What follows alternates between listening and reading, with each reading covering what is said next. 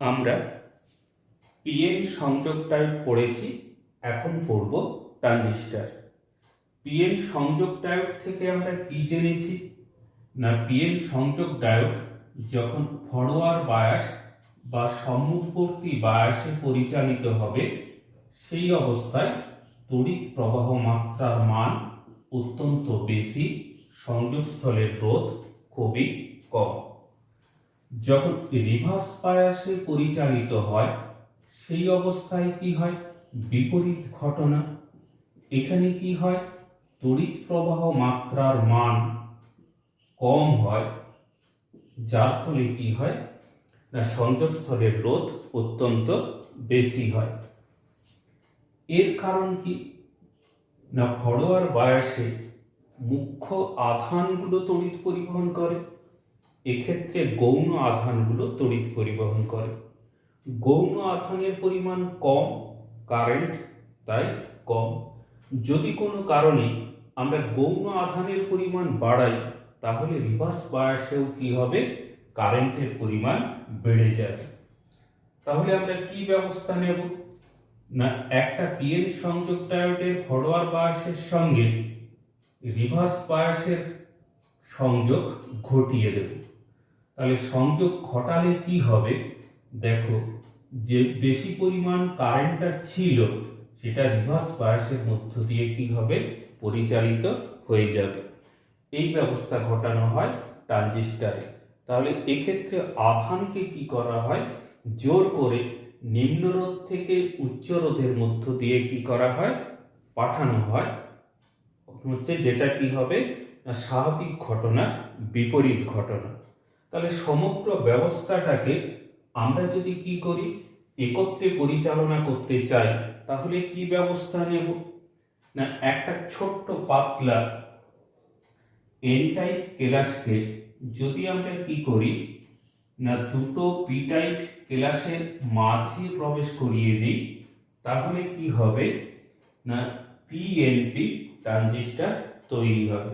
ঠিক একইভাবে একটা ক্ষুদ্র পি টাইপ কেলাসকে যদি অপেক্ষাকৃত বৃহৎ বেদের আমরা এন টাইপের মধ্যে প্রবেশ করিয়ে দিই তাহলে কি হবে, এনপিএন ট্রানজিস্টর হবে। আমরা হচ্ছে এখান থেকে কি জেনেছিলাম না, প্রথমটা থাকবে কি না, ফরওয়ার্ড বায়াসে পি কে পি দিয়ে, এন কে কি করব, এন দিয়ে সংযোগ করব। দ্বিতীয়টা থাকবে রিভার্স বায়াসে, তাহলে এক্ষেত্রে আমরা কি করব, এন কে পজিটিভ দিয়ে এবং পি কে এন দিয়ে সংযোগ করব। এক্ষেত্রেও একই ঘটনা, ফরওয়ার্ড বায়াসের জন্য কি হবে, এন পি। আবার দেখো রিভার্স বায়াসের জন্য কি হবে না, পি কে আমরা কি করব, এন দিয়ে, এন কে পি দিয়ে কি করব, সংযোগ করব।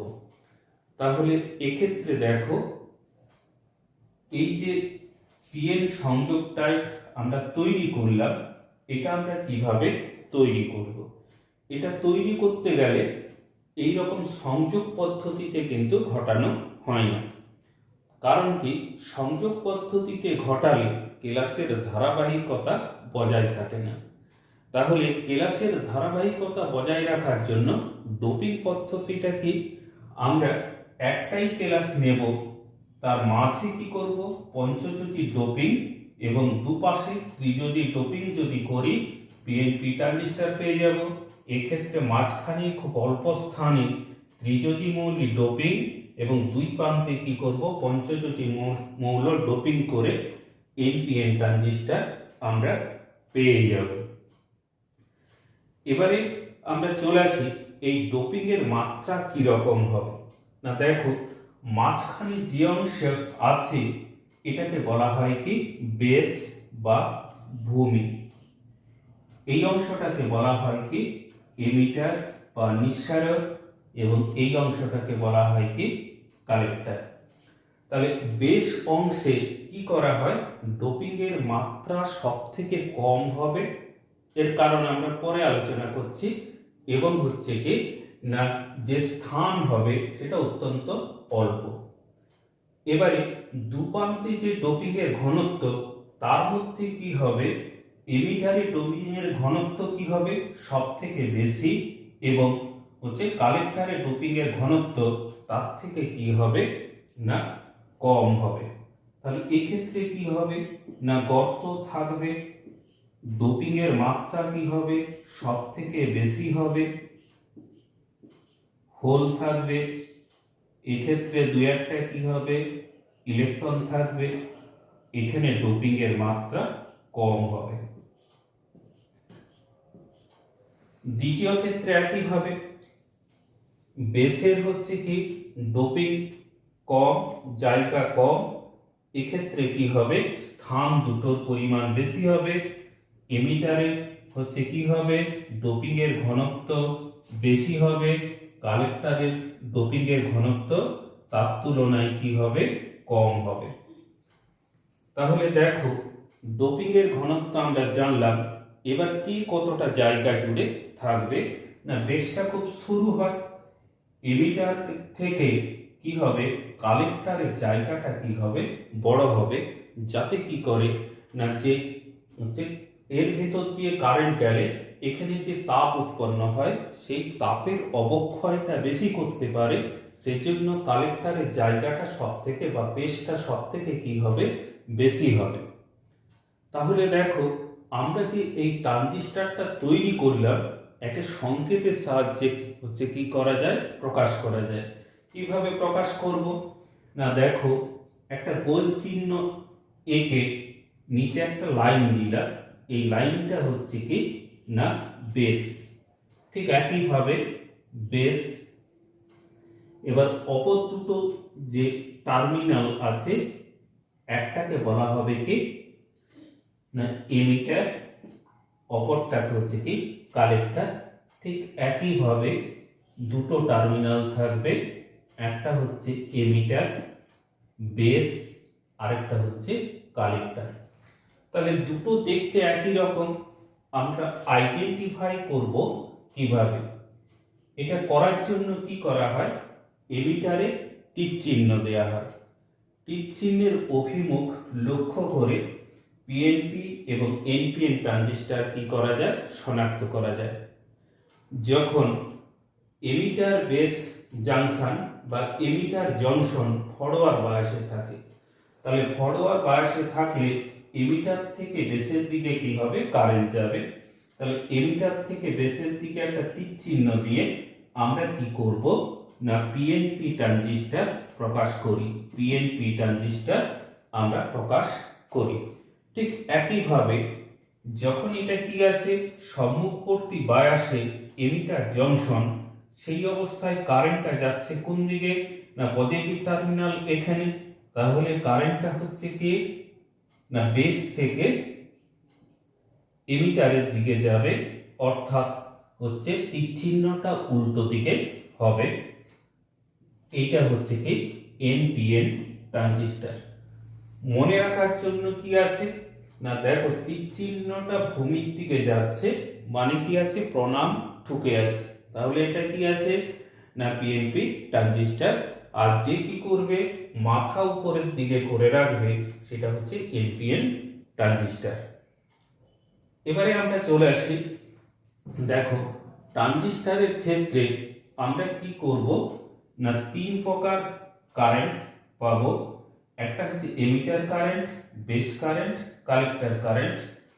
আচ্ছা এটা পরে আসছে।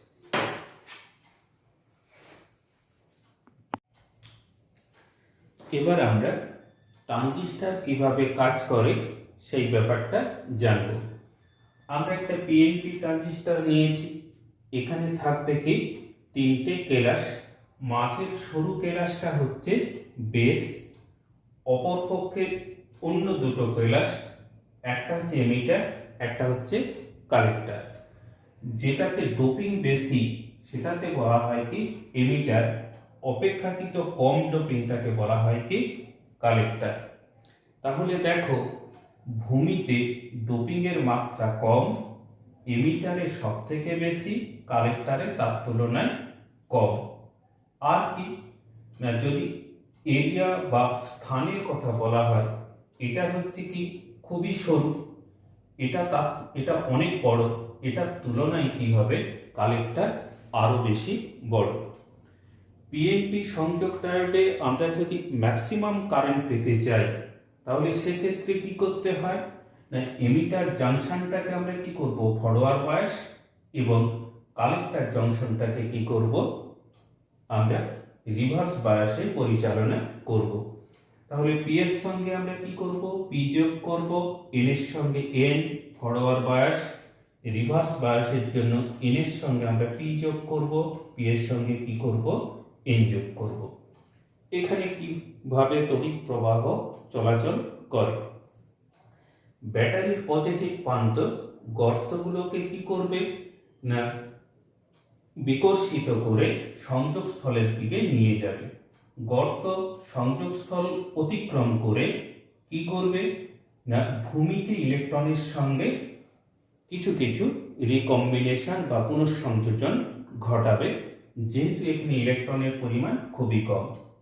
তাহলে এই রিকম্বিনেশন করার জন্য অল্প পরিমাণে আমরা কি পাবো ভূমি প্রবাহ পাবো, কিন্তু বেশিরভাগ গর্ত কি করবে না এই কালেক্টরে ঋণাত্মক ভোল্টেজ দ্বারা আকর্ষিত হয়ে সংযোগস্থল অতিক্রম করে কালেক্টরে প্রবেশ করবে।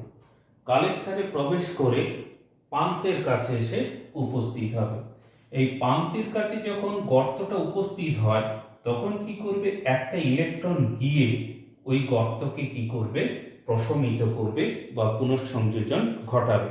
সঙ্গে সঙ্গে কি হবে এমিটার সংযোগস্থলে একটা সমযোজী বন্ধন ভেঙে গিয়ে গর্ত উৎপন্ন করবে এবং ইলেকট্রন উৎপন্ন করবে। গর্তটা কি করবে সংযোগস্থলের থেকে অতিক্রম করবে, ইলেকট্রনটা ব্যাটারিতে ফিরে আসবে। তাহলে এক্ষেত্রে কিভাবে তড়িৎ প্রবাহ চলাচল করে না দেখো, যখন আমরা কি করব কেলাসের মধ্যে দেখব, কেলাসের মধ্যে গর্ত কি করবে না এমিটার থেকে বেসে যাবে, বেস থেকে কি করবে কালেক্টরে গিয়ে পৌঁছাবে এবং অর্ধপরিবাহীর বাইরে তড়িৎ প্রবাহ কিন্তু ইলেকট্রন দ্বারা সম্পন্ন হয়ে থাকে। তাহলে এক্ষেত্রে দেখো এমিটার থেকে যে সংখ্যক গর্ত গেল কিভাবে ব্যয় হচ্ছে, কিছু সংখ্যক কি করবে না ভূমিতে পুনঃসংযোজন ঘটায়, বাকি অংশ কি হবে কালেক্টরে গিয়ে পৌঁছায়। তাহলে যে পরিমাণ এমিটার কারেন্ট সেটা দুটো ভাগে ভাগ হয়ে যায়, কিছুটা বেস কারেন্ট, কিছুটা হচ্ছে কি কালেক্টর কারেন্ট। তাহলে এক্ষেত্রে আমরা লিখব কি না কালেক্টর কারেন্ট সমান হচ্ছে ভূমি প্রবাহ প্লাস হচ্ছে কি না সংগ্রাহক প্রবাহ। তড়িৎ প্রবাহগুলোকে আমরা কি করি ক্যাপিটাল আই এবং ই দিয়ে প্রকাশ করি যখন কি করব না এই ভোল্টেজটা হবে সমপ্রবাহ। এবারে দেখো ব্যাটারির ভোল্টেজকে একই নামে প্রকাশ করা হয় ভিইই, এটাকে প্রকাশ করা হয় কি ভিসিসি। এবারে যদি কি হয় ভূমির সাপেক্ষে এমিটারের বিভব মাপতে চাই সেক্ষেত্রে সাফিক্সটাকে আমরা ব্যবহার করব কি দিয়ে না ভিই বি দিয়ে, এবং ভূমির সাপেক্ষে যদি কালেক্টরের বিভব মাপতে চাই বা প্রকাশ করতে চাই তখন আমরা এই সাফিক্সগুলো কি করব ব্যবহার করব। এবার যদি আমরা কি করি না সিম্বলের সাহায্যে প্রকাশ করি, ট্রানজিস্টরটা হচ্ছে কি পিএনপি ট্রানজিস্টর। তবে এক্ষেত্রে কি হবে প্রণাম ঠুকে থাকবে, আমরা কি করব না প্রথম সংযোগস্থলকে ফরওয়ার্ড বায়াস পজিটিভ, এটা থাকবে কি নেগেটিভ। দ্বিতীয় সংযোগস্থলকে কি করব রিভার্স বায়াস দেব, রিভার্স বায়াসে কি হবে না দেখো কারেন্টটা এদিক থেকে এদিকে গেল, ঠিক একইভাবে কিভাবে এদিক থেকে গিয়ে এদিকে পৌঁছাবে। তাই কি হবে না এখানটা থাকবে কি নেগেটিভ, এখানটা থাকবে কি না পজিটিভ ভোল্টেজ থাকবে। এটা ভিসিসি, এটা হচ্ছে কত ভিইই। এইভাবে আমরা কি করব প্রকাশ করব। এনপিএন ট্রানজিস্টরের ক্ষেত্রে একই ঘটনা। এক্ষেত্রে কিন্তু কি হবে না, এন কে আমরা এন দিয়ে, পি কে পি দিয়ে, রিভার্স বায়াস, পি কে আমরা কি করব এন দিয়ে, এন কে কি করব না পি দিয়ে অপারেট করব। এক্ষেত্রে একটু লক্ষ্য রাখবে, অর্ধপরিবাহীর ক্ষেত্রেও কি হবে, ইলেকট্রন তড়িৎ পরিবহন করে। আবার হচ্ছে কি না বাইরেও তড়িৎ পরিবাহিত হয়, বাইরেও তড়িৎ পরিবাহিত হয় ইলেকট্রন দ্বারা, অর্থাৎ সমগ্র অংশে ইলেকট্রন দ্বারা তড়িৎ পরিবহন করে। কিন্তু পিএনপি ট্রানজিস্টরে অর্ধপরিবাহীর ভেতরে গর্ত এবং বাইরে কিন্তু ইলেকট্রন তড়িৎ প্রবাহ সাপ্লাই করে।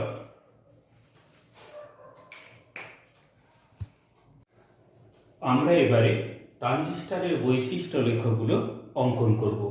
এই বৈশিষ্ট্য লেখ অঙ্কন করার জন্য আমরা কি করলাম, এনপিএন একটা ট্রানজিস্টর নিলাম, যাতে থাকবে তিনটে তড়িৎদ্বার, base, emitter, collector. Emitter junction পরিচালনা করা হবে ফরওয়ার্ড বায়াসে, এন এর সঙ্গে থাকবে কি এন, পি এর সঙ্গে থাকবে পি। দ্বিতীয় জংশন রিভার্স বায়াসে, রিভার্স বায়াসে পরিচালনা করলে থাকবে কি না কালেক্টর থাকবে পজিটিভ এবং বেস থাকবে হচ্ছে নেগেটিভ। এইভাবে কি করব, সংযোগ করব। ট্রানজিস্টরে তিনটে তড়িৎদ্বার থাকে, এমিটার, বেস, কালেক্টর। এর মধ্যে ইনপুট হিসাবে আমরা যে কোনো একটা তড়িৎদ্বারকে নিতে পারি। তার মানে ট্রানজিস্টর তিনটে মোডে পরিচালনা করতে পারি, common emitter, common base, common collector. এর মধ্যে আমরা কি করব না কমন এমিটারই ব্যবহার করব, কারণ কমন এমিটার মোডে ক্ষমতা বিবর্ধন গুণক অনেক বেশি। তাই আমরা কি করি, কমন এমিটার মোড সাধারণত ব্যবহার করে থাকি। তাহলে বৈশিষ্ট্য লেখ আঁকতে গেলে কি করতে হয়, আমাকে সার্কিটটা এঁকে নিতে হয়। সার্কিট আঁকতে গেলে আমরা এখানে কি করব, যেহেতু কমন এমিটার, এমিটারের সঙ্গে আমরা কি করব, গ্রাউন্ডের সংযোগ ঘটিয়ে দেব। Emitter, base, collector. তাহলে এমিটারের সঙ্গে আমরা কি করলাম, গ্রাউন্ড সংযোগ করে নিলাম। এনপিএন ট্রানজিস্টর, তাহলে এমিটারের দিকে কারেন্ট যাবে। এবার আমরা ইনপুট সার্কিট এবং আউটপুট সার্কিট অঙ্কন করব। ইনপুট সার্কিট অঙ্কন করতে গেলে এমিটারের সাপেক্ষে বেসে কি আছে, পজিটিভ ভোল্টেজ। তাহলে যে ব্যাটারি জয়েন করব, উপরে থাকবে পজিটিভ, নিচে থাকবে হচ্ছে কি নেগেটিভ, পরিবর্তনশীল রোধক থাকবে। ইনপুট ভোল্টেজ মাপার জন্য সমান্তরাল সমবায়ে আমরা একটা ভোল্টমিটার লাগিয়ে দেব এবং কারেন্ট মাপার জন্য শ্রেণী সমবায়ে একটা আমরা কি করব, অ্যামমিটার লাগিয়ে দেব। তাহলে এইভাবে আমরা ইনপুট সার্কিটটা এঁকে নিলাম। আউটপুটও একইভাবে আঁকবো। এমিটারের সাপেক্ষে কালেক্টরে কি আছে, পজিটিভ ভোল্টেজ। তাহলে যে পোটেনশিয়াল বা ব্যাটারি অঙ্কন করব, উপরে থাকবে পজিটিভ এবং নিচে থাকবে কি নেগেটিভ। পরিবর্তনশীল রোধক থাকবে, শ্রেণী সমবায়ে থাকবে একটা অ্যামমিটার কারেন্ট মাপার জন্য, আর সমান্তরাল সমবায়ে থাকবে একটা ভোল্টমিটার VCE। তাহলে আবার আমি চলে আসি, সার্কিটটা আঁকতে গেলে আমরা কি করব, এমিটারটাকে গ্রাউন্ডে যোগ করে দেব কমন এমিটার বলে। ইনপুট সার্কিট আঁকতে হবে, আউটপুট সার্কিট আঁকতে হবে। ইনপুটে ব্যাটারি লাগাবো, ব্যাটারি লাগাতে গেলে কি করতে হবে, এমিটারের হচ্ছে সাপেক্ষে বেসে আছে পজিটিভ, তাহলে উপরে থাকবে পজিটিভ, নিচে থাকবে নেগেটিভ। তাহলে এটা হচ্ছে কি ব্যাটারি, ব্যাটারি লাগিয়ে দিলাম। তাহলে ব্যাটারির সঙ্গে কি করব না, দেখো রিওস্ট্যাটের মাধ্যমে শ্রেণী সমবায়ে একটা অ্যামমিটার, বেস কারেন্ট মাপার জন্য সমান্তরাল সমবায়ে একটা ভোল্টমিটার, এবং হচ্ছে কি এমিটারের সাপেক্ষে বেসের ভোল্টেজ, তাই ভিবিই সাফিক্স।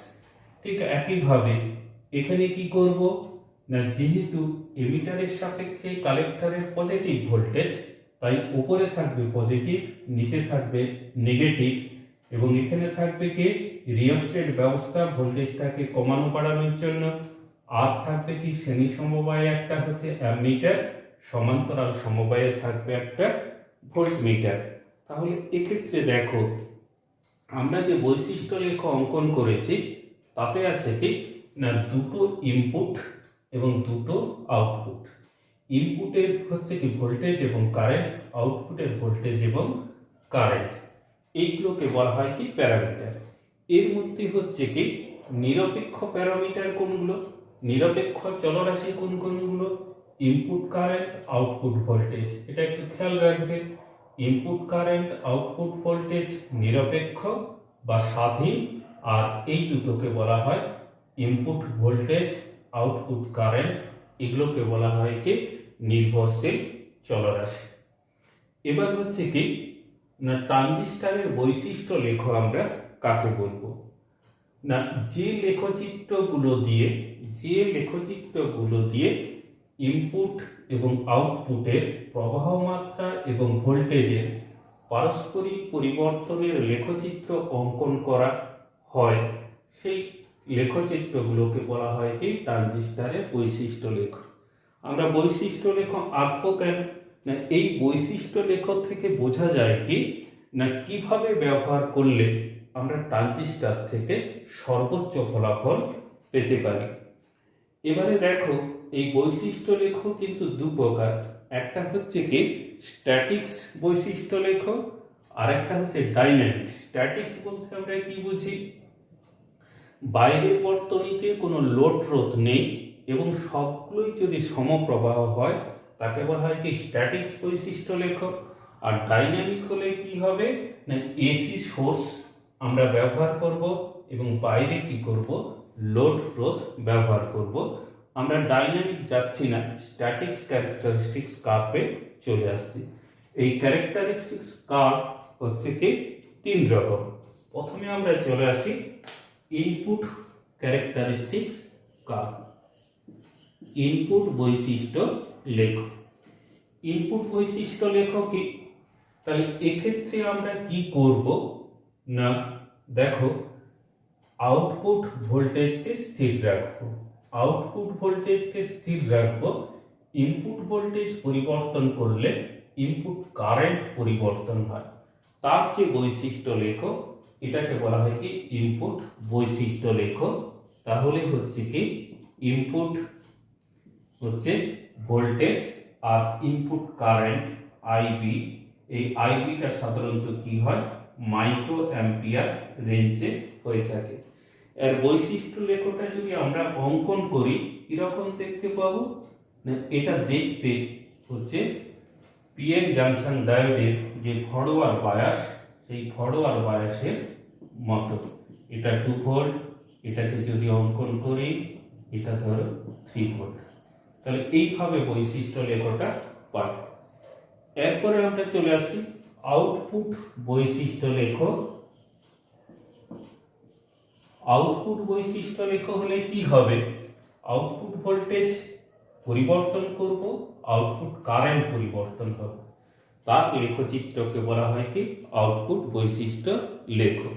তাহলে এক্ষেত্রে কোনটা স্থির থাকবে না, দেখো স্বাধীন চলরাশি আইবি স্থির থাকবে।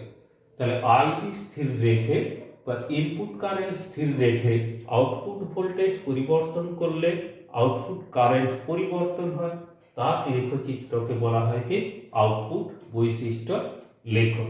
তাহলে এক্ষেত্রে কি হবে না, ভোল্টেজটা থাকবে এদিক বরাবর আর কারেন্টটা থাকবে ওয়াই অক্ষ বরাবর। এটা হচ্ছে মাইক্রো অ্যাম্পিয়ার, এটা হচ্ছে মিলি অ্যাম্পিয়ার রেঞ্জে হয়। এক্ষেত্রে লেখচিত্রটা দেখতে পাবো কিরকম?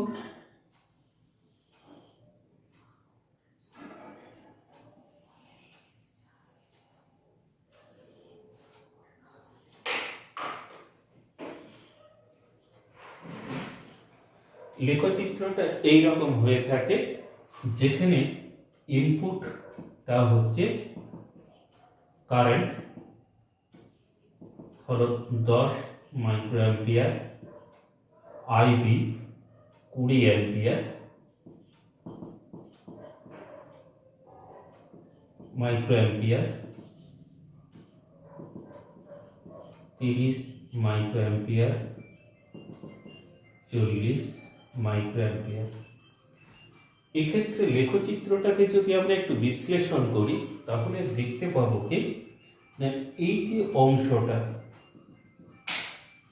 এই অংশটাকে বলা হয় কি সম্পৃক্ত অঞ্চল বা স্যাচুরেশন হচ্ছে রিজিন। পরের যে এই অংশটা, এই অংশটাকে বলা হয় অ্যাক্টিভ রিজিন, আর এই অংশটাকে বলা হয় কাট অফ রিজিন। তাহলে আউটপুট বৈশিষ্ট্য লেখকে তিনটে অঞ্চলে আমরা ভাগ করি। প্রথম অংশটা হচ্ছে কি না সম্পৃক্ত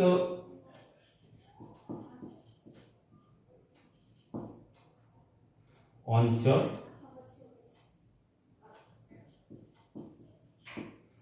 পরের অংশটা অ্যাক্টিভ রিজিন বা কার্যকর অঞ্চল,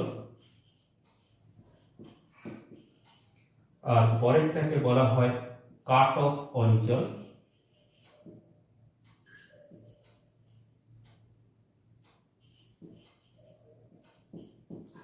তিন রকম অঞ্চল আমরা পাই।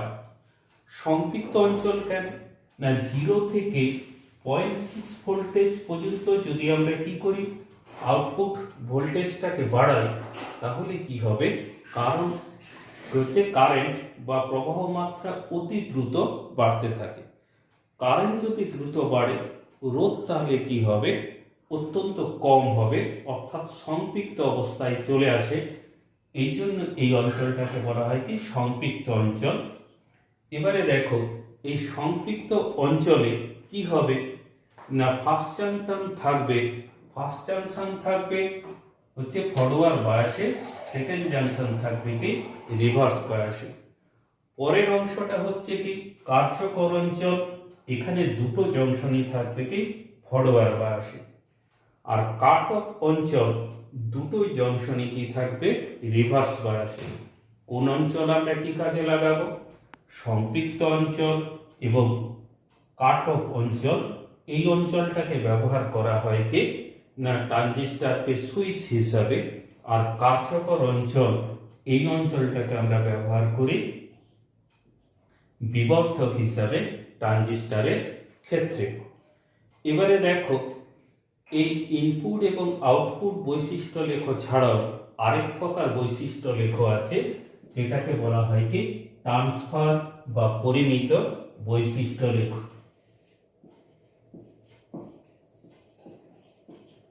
ট্রান্সফার বৈশিষ্ট্য লেখ কি না ইনপুট কারেন্ট আউটপুট কারেন্টের পরিবর্তন। তাহলে ইনপুট কারেন্ট এবং আউটপুট কারেন্টের যে বৈশিষ্ট্য লেখ, সেই বৈশিষ্ট্য লেখকে আমরা কি বলবো না 6 ভোল্ট। এই বৈশিষ্ট্য লেখকে বলা হয় কি ট্রান্সফার ক্যারেক্টারিস্টিক্স কার্ভ। এছাড়াও দেখো, আরেক প্রকার ট্রান্সফার বা পরিমিত বৈশিষ্ট্য লেখ আছে, যেটা হচ্ছে কি খুবই উপযোগী।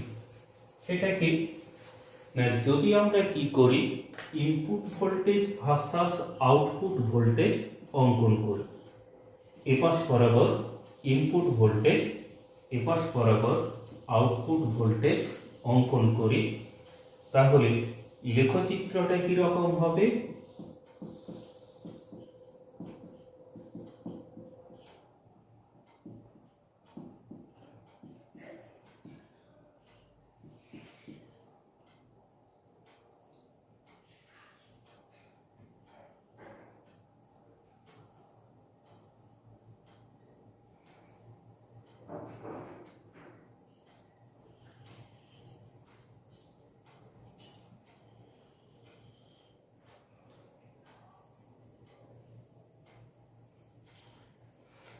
এখানেও আমরা তিনটে অঞ্চল পাবো।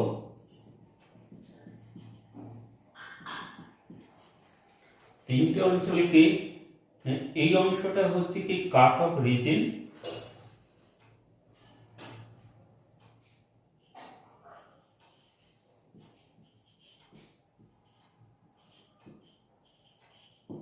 কাট অফ অঞ্চল। পরেরটাকে বলা হয় কি কার্যকর অঞ্চল, আর এই অংশটাকে বলা হয় কি না সম্পৃক্ত অঞ্চল। তাহলে কাট অফ অঞ্চল এবং সম্পৃক্ত অঞ্চল সুইচ হিসাবে এবং কার্যকর অঞ্চল আমরা বিবর্ধক হিসাবে ব্যবহার করি। এরপরে আমরা হচ্ছে ট্রানজিস্টরের যে ব্যবহারগুলো, সেই ব্যবহারগুলো জানব।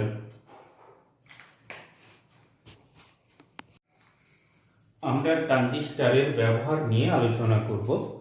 ট্রানজিস্টরের তিনটি ব্যবহার আছে: ভোল্টেজ বিবর্ধক হিসাবে, সুইচ হিসাবে এবং স্পন্দক বা অসিলেটর হিসাবে।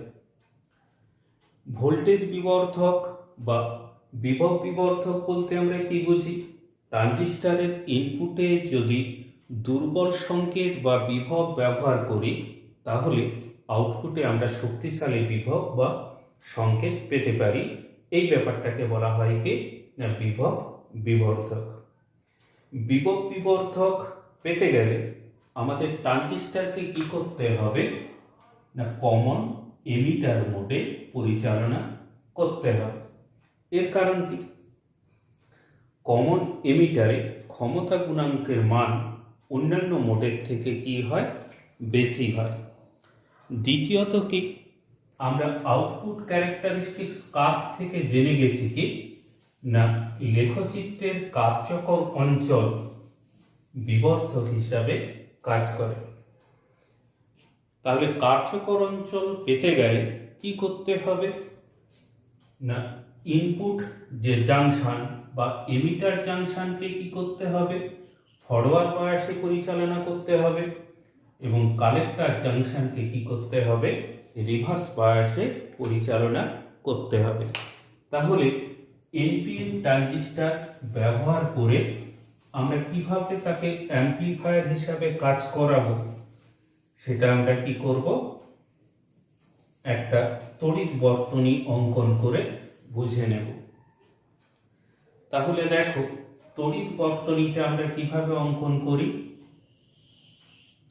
NPN transistor, common emitter, mode,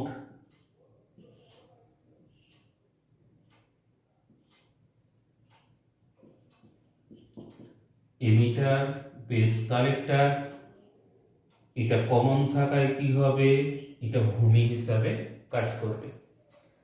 তাহলে বেসের সঙ্গে আমরা কি করব, বেসটা হচ্ছে ফরওয়ার্ড বায়াসে, ফরওয়ার্ড বায়াসে লাগার জন্য কি করব না পজিটিভ নেগেটিভ ভোল্টেজ দেব।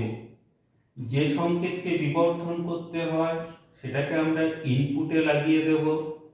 এবার ইনপুটে সংকেত বা এসি, শুধু এসি পার্টটা নেব, ডিসি পার্টটাকে বন্ধ করার জন্য এখানে একটা ক্যাপাসিটর ব্যবহার করব। এবারে দেখো ভোল্টেজ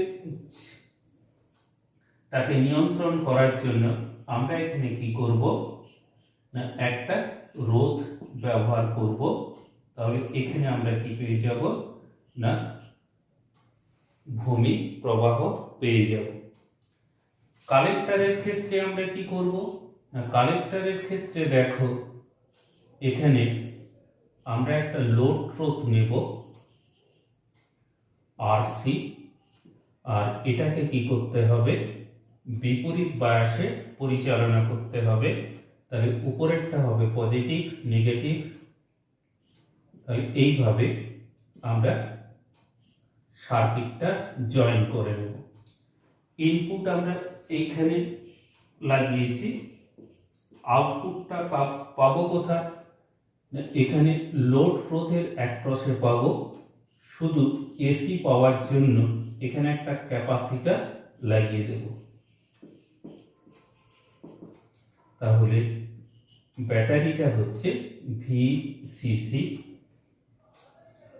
এখানে কারেন্ট যাচ্ছে, আর এই দুটোর মধ্যে বিভব ভি সিই। তাহলে দেখো আবার আমরা সার্কিটে চলে আসি। ইনপুট সার্কিটটা হবে ফরওয়ার্ড বায়াসে। ফরওয়ার্ড বায়াসে কি হবে, কারেন্ট এদিকে যাচ্ছে, এটা পজিটিভ হবে। এখানে হচ্ছে কি কারেন্টটাকে নিয়ন্ত্রণ করার জন্য কি করব না, একটা রোধ লাগিয়ে দেব, এসি সংকেত ব্যবহার করব। শুধু এসি অংশ নেওয়ার জন্য, ডিসিটাকে বাদ দেওয়ার জন্য শ্রেণীতে একটা ক্যাপাসিটর লাগিয়ে দেব। আউটপুটের ক্ষেত্রে কি করব, শ্রেণীতে একটা লোড রোধ লাগিয়ে দেব, ব্যাটারি থাকবে। ব্যাটারির হচ্ছে কি, যেহেতু এটা রিভার্স বায়াস, উপরে থাকবে পজিটিভ নেগেটিভ, আউটপুটটা আমরা এই অ্যাক্রসে নেব। এখানে কি হবে না, শুধু আমরা এসি পার্টটা নেওয়ার জন্য এখানে একটা ক্যাপাসিটর নিয়ে ডিসি পার্টটাকে কি করব, ব্লক করে দেব। এবারে দেখো, যদি আমরা কি করি না, এই অঞ্চলে কিরচপের সেকেন্ড ল অ্যাপ্লাই করি, তাহলে এটা positive voltage, negative voltage, current এদিক থেকে এদিকে আসছে। এখানে যদি কালেক্টর কারেন্ট আইসি হয়, তাহলে এখানে কি হবে, একটা বিভব উৎপন্ন হবে। এই বিভবে হচ্ছে কি, এই প্রান্তটা হবে পজিটিভ, এইটা হবে নেগেটিভ। আর এইখানে যে বিভবটা উৎপন্ন হলো, কারেন্টটা এদিকে আসছে, এটা পজিটিভ, এটা নেগেটিভ। তাহলে আমরা যদি এই সার্কিটে কিরচপস ল অ্যাপ্লাই করি, তাহলে ভিসিসি যদি পজিটিভ হয়, তাহলে পজিটিভ থেকে পজিটিভে প্রবেশ করছে, তাহলে এইখানের কারেন্টটা কি হবে, কারেন্ট এবং রোধের যে গুণফল, মানে বিভবটা হবে কি নেগেটিভ, আর এপাশেও হবে কি নেগেটিভ, 0। এই অংশটা একটু বুঝতে হবে। তাহলে দেখো, ব্যাটারির ভোল্টেজ থেকে আমরা এদিক থেকে এদিকে সার্কিটটা নিয়েছি, ব্যাটারির ভোল্টেজ থেকে লোড রোধের ভোল্টেজ, আর হচ্ছে কি ট্রানজিস্টরের হচ্ছে কি ভোল্টেজ, অ্যাক্রসে যে ভোল্টেজ, সেই দুটোর সম্পর্ক আমরা লিখেছি। তাহলে ভিসিসি কে পজিটিভ ধরেছি, এদিক থেকে এদিকে গেলে কি হবে না, পজিটিভ থেকে বেরিয়ে পজিটিভে প্রবেশ করবে নেগেটিভ, ঠিক একইভাবে এইখানে যখন আসবে আবার পজিটিভে প্রবেশ করবে, তাই হয়ে গেল কি নেগেটিভ। তাহলে এখান থেকে আমরা পেয়ে যাই কি না, এমিটারের সাপেক্ষে কালেক্টরের যে ভোল্টেজ, সেটা কত হবে না, ভিসিসি মাইনাস আইসি আর এল। এবারে দেখো, এটাকে বিবর্ধক হিসাবে কিভাবে, আইবি যখন 0, ইনপুট কারেন্ট যখন 0, এই অংশটা একটু বুঝে। এবারে আমরা ট্রানজিস্টর কিভাবে ভোল্টেজ বিবর্ধন ঘটাচ্ছে, সেই অংশটা আমরা বুঝে নেব। তাহলে দেখো, যদি আমরা কি করি, ইনপুট ভোল্টেজটাকে 0 করতে পারি, তাহলে ভূমি প্রবাহ কি হবে, 0 হবে। কিন্তু দেখো, আউটপুট ভোল্টেজ থাকায় আমরা আউটপুট কারেন্ট পেয়ে যাব। আউটপুট কারেন্ট যদি পাই, তাহলে কি হবে না, ভিসিই এর মান ভিসিসি থেকে কি হবে, কমে যাবে। এই অবস্থায় আমরা কি করব, ব্যাটারির ভোল্টেজ এবং লোড রোধের মান নিয়ন্ত্রিত করে আমরা ভিসিই এর মান বা আউটপুট ভোল্টেজের মান এমন অবস্থায় নিয়ে আসব, যেন কার্যকর অঞ্চলের মিডিল পয়েন্টে কি হয়, আউটপুট ভোল্টেজের অবস্থান হয়। এই অবস্থায় দেখো, যখন কি হবে না, ইনপুট কারেন্ট আমরা পাঠাবো, তখন কি হবে, আইবি বৃদ্ধি পাবে এবং আইসিও কি হবে, বৃদ্ধি পাবে। তাহলে দেখো, এইখানে যে পরিবর্তন, এই পরিবর্তনটা কি হবে, ডেল ভিসিই ডিফারেন্সিয়েশন করলে এই অংশটা স্থির, এটা 0, তাহলে ডেল আইসি আর এল পেয়ে যাব। এক্ষেত্রে দেখো, ইনপুট ভোল্টেজ এবং আউটপুট ভোল্টেজের মধ্যে একটা নেগেটিভ সাইন। তাই কি হয় না, ইনপুটের থেকে আউটপুট 180 দশাকোণে কি হয় পিছিয়ে থাকে। তাহলে ইনপুট ভোল্টেজ যদি উপর থেকে স্টার্ট হয়, আউটপুট ভোল্টেজ নিচ থেকে কি হবে উপরের দিকে গমন করবে। এবারে আমরা লেখচিত্র থেকে এই ব্যাপারটা বুঝে নেব। এপাশে আছে কি ভি ইনপুট, এপাশে আছে ভি আউটপুট। লেখচিত্রটা কি রকম হয়,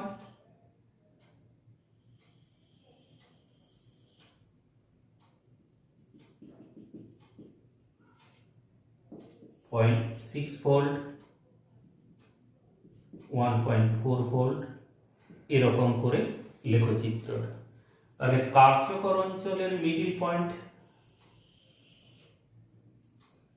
আমরা ধরে নিলাম এটা ইনপুট,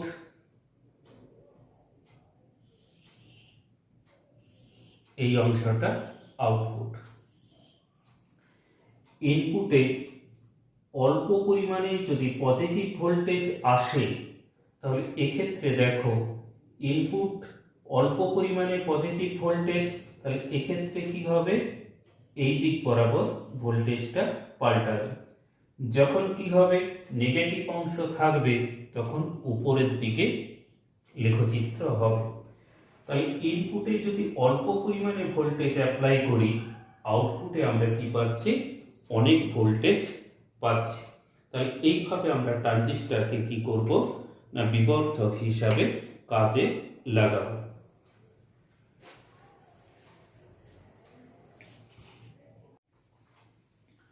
ট্রানজিস্টরকে আমরা কি করতে পারি সুইচ হিসাবে ব্যবহার করতে পারি। আমরা বিবর্ধক হিসাবে ট্রানজিস্টর ব্যবহার করেছিলাম, সেই চিত্রটাই নিলাম। এক্ষেত্রে কি করতে হবে, লোড রোড থাকবে, ব্যাটারি থাকবে, আর দেখো ইনপুটে আমরা কি করব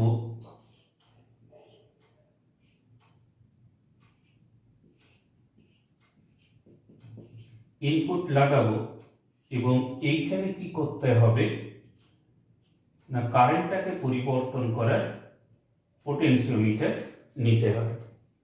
তাহলে এই রিলেশনটা আমরা বিবর্ধকের সময় পেয়েছিলাম। এবারে দেখো সুইচ হিসাবে ব্যবহার করতে গেলে আমরা ট্রান্সফার বা পরিমিত বৈশিষ্ট্য লেখ কি করব অঙ্কন করব। আমি আগে থেকেই এঁকে রেখেছি। তাহলে এক্ষেত্রে দেখো ইনপুট এটা আউটপুট, এই অঞ্চলটা যদি সিলিকন ডায়োড নেই 0.6 ভোল্ট পর্যন্ত কাট অফ রিজিন, এই অঞ্চলটা অ্যাক্টিভ রিজিন, এই অঞ্চলটা স্যাচুরেশন রিজিন। অ্যাক্টিভ রিজিনটা বিবর্ধক হিসেবে কাজ করে, কাট অফ অঞ্চল এবং স্যাচুরেশন অঞ্চলটা কি করে না একত্রে সুইচ হিসাবে কাজ করে। তাহলে এখানে কিভাবে কাজ করে আমরা সেই ব্যাপারটা চলে আসি। যখন ইনপুট ভোল্টেজকে আমরা 0 থেকে 0.6 ভোল্টে নিয়ে যাব, অর্থাৎ হচ্ছে কি না কাট অফ অঞ্চলে যদি পরিচালিত হয়, এই অবস্থায় কি হবে ভূমি প্রবাহ 0 হবে এবং সঙ্গে সঙ্গে কি হবে না কালেক্টরের প্রবাহ কিন্তু 0। এটা কাট অফ রিজিনের ক্ষেত্রে, অ্যাক্টিভ রিজিনের ক্ষেত্রে কিন্তু অন্য ব্যাপার। তাহলে এক্ষেত্রে দেখো হচ্ছে উভয় কারেন্টই 0। তার কারণ কি না এই অবস্থায় কি হয় দুটোই হচ্ছে কি ব্যাকওয়ার্ড বায়াসে থাকে, রোধ অত্যন্ত উচ্চ হয়, তাই কি হয় কারেন্টটা 0। আবার বলছি যখন ভোল্টেজ 0 থেকে 0.6 ভোল্ট হয় তখন কি হবে না এক্ষেত্রে আইবি কারেন্টটা কি হয় 0 হয়। আইবি কারেন্ট 0 হলে আইসি কারেন্টও 0 হবে। তার কারণ কি কাট অফ অঞ্চলে উভয় জাংশনে কি থাকে রিভার্স বায়াসে থাকে, রিভার্স বায়াসে রোধ উচ্চ বলে কারেন্টটা কি হয় 0 হয়, এবং এই অবস্থাকে বলা হয় কি না অফ অবস্থা। দ্বিতীয় আমরা চলে আসি ভি ইনপুট, যখন অ্যাক্টিভ রিজিন 0.6 থেকে 1.4 ভোল্টের ভেতরে, সেই অবস্থায় আইপি এর মান বাড়ে আইসি এর মানও হচ্ছে কি হয় বাড়ে, তার ফলে কি হবে না ভিসিই এর মান হচ্ছে কমতে থাকে, এর মান ডিক্রিজিং করতে থাকে। হতে হতে যখন কি হবে না ভি ইন ভোল্ট 1.4 ভোল্ট থেকে 6 ভোল্ট হবে, স্যাচুরেশন অঞ্চলে চলে আসবে, আইবি এর মান খুব বেড়ে যাবে। আইবি এর মান বাড়লে এক্ষেত্রে কি হবে আইসি এর মানও কি হবে বেড়ে যাবে। আইসি এর মান বেড়ে গেলে এমনভাবে বাড়বে যেন কি হয় না ভিসি এর মান হচ্ছে 0 হয়, অর্থাৎ সমস্ত ভোল্টেজের যে ডিফারেন্স সেইটা কি হবে ভিসিসির সঙ্গে সমান হবে। সমান হলে কি হবে না টোটাল যে ভোল্টেজ ডিফারেন্স 0 হয়ে গেল, অর্থাৎ কি হবে না সেই অবস্থায় এইটা হচ্ছে অন অবস্থায় চলে আসবে।